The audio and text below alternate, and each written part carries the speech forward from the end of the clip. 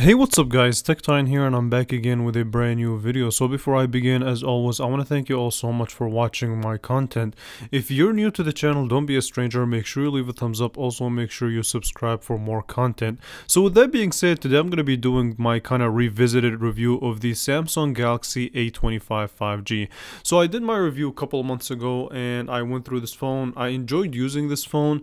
However, it did have its downsides. If you guys want to see the unboxing and my first impressions and my initial review, I'll have them linked for you in the description below. But this is my thoughts on the phone 4 months later. So when this phone first came out, it did have a price tag of $300, which right now, it kind of seems a little bit overreach.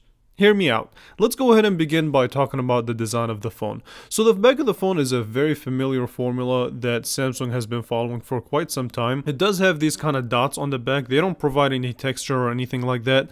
They're just there merely for aesthetics, and you'll only be able to see them under bright light conditions. So as far as your I/O goes, on the bottom you do have your headphone jack, your microphone, your USB-C port, as well as your bottom facing speaker, which we will definitely get to listen to later on as well.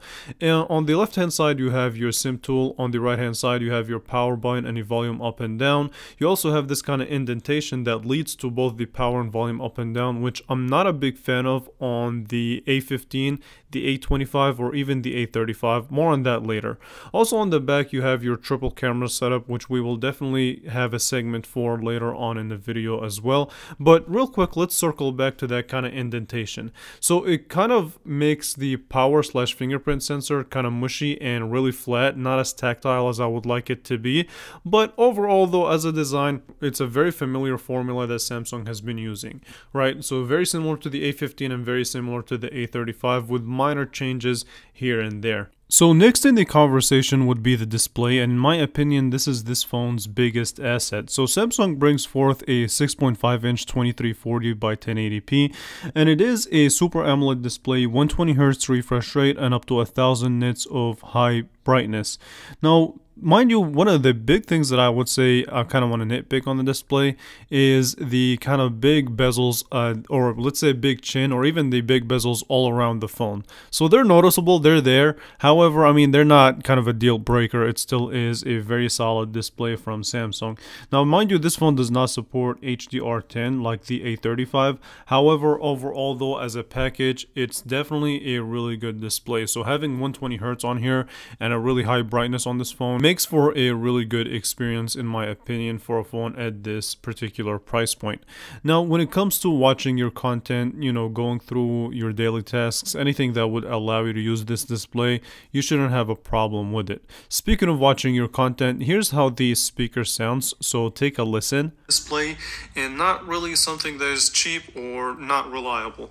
As far as the camera goes, you do get a 50 megapixel and a 2 megapixel macro, as well as a 2 megapixel kind of depth sensor, and the camera on this phone is, I would say, a little bit above basic, so it does what you would want and then some. So it takes some decent pictures under good lighting conditions. It's not going to be really top quality or gonna, you know, break crazy numbers, but it's definitely one of those things that it will get the job done when it comes to picture quality.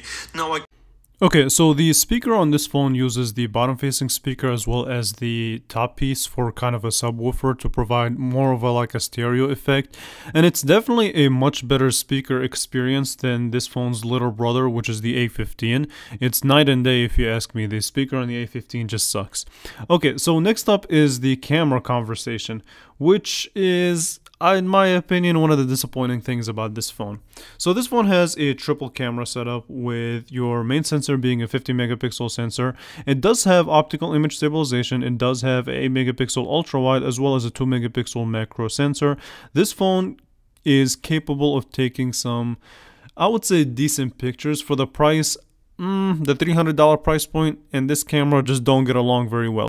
So listen to this. It takes somewhat, I would say, respectable pictures, but they're not just up to par for the price point. In some scenarios, the pictures are overexposed, they're not as saturated, not as vibrant, and the highlights are missing sometimes. And the video capability of this phone is on paper pretty nice. So this phone can shoot 4K at up to 30 frames per second. It does have this mode called steady shot that I don't really like using it a lot because it does make the experience a little bit jittery. As far as the video capability of this phone, I did shoot a video on it. I'll let you guys look at it here in a second.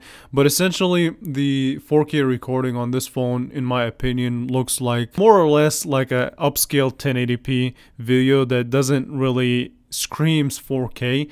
And the focusing system on here, I think, is what's the best thing about this camera video wise. So the focusing system is decent, not as good as other phones at this price point.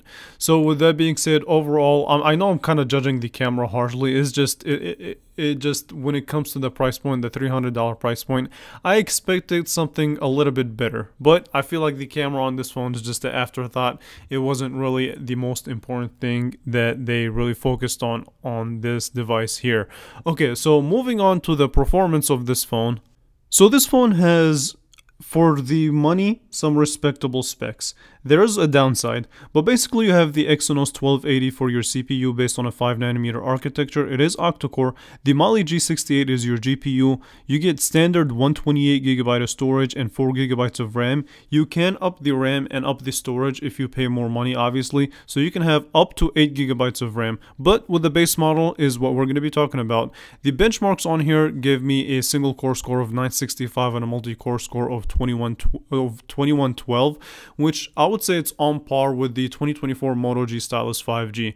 The capability and the performance of this phone 4 months later still is the same, almost the same as it was out of the box. So playing games, going through your social media, things that don't require a lot of GPU intensive tasks work fine. So lower quality games will work really well on this phone. Higher GPU demanding apps will kind of struggle, but not to the point where they're unusable. They'll still be fine to use. It's just going to be not as good of an experience as if you were trying to spend money on a higher end phone, which is not the point of having this device. Now, the base 4GB of RAM is something disappointing. In a world where a lot of these phones, especially Motorola this year, have gave us 6 and even sometimes 8GB of RAM, 4 gigs in 2024, in my opinion, for a phone that costs $300 is almost unacceptable. You also have a 5000 milliamp hour battery, and battery life on here was really good for the most part. Heating issues is not something that I experienced with this phone. The other thing is this phone does support 25 watt of wired charging, no wireless charging on this generation, which, believe it or not, the Moto G Power that comes in at a similar price point does have wireless charging and does have faster charging capability. Leave a thumbs up if you want to see that comparison in the near future. With that being said, so 4 months later, I would not spend $300 on this phone. So I did see it for around $200, which is a more appropriate pricing now that a lot of different phones with kind of higher standards have came out this year, especially from Motorola. They're really trying hard this year. So with that being said, I want to hear your guys' thoughts about this phone. If you enjoyed this video, make sure you leave a thumbs up. Make sure you subscribe to the channel. Thank you all so much for watching.